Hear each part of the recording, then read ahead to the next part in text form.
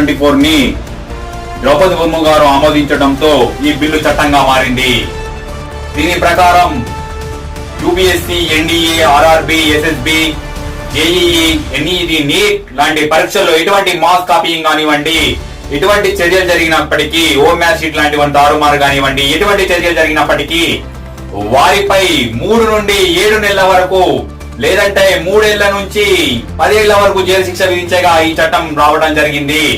ఒక్కొక్కడు భయపడే విధంగా, ఒక్కొక్కడు ఏదైనా అక్రమాలకు పాల్పడితే చట్టం చేసే విధంగా ఈ 2024 పబ్లిక్ ఎగ్జామినేషన్ బిల్లును తీసుకురావడం జరిగింది.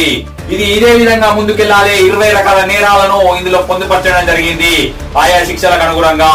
ఇదే విధంగా చట్టం రావాలి, ప్రతి ఒక్కరు మారవాలి, మార్పు చెందాలని కోరుకుంటూ జై జై జై హింద్.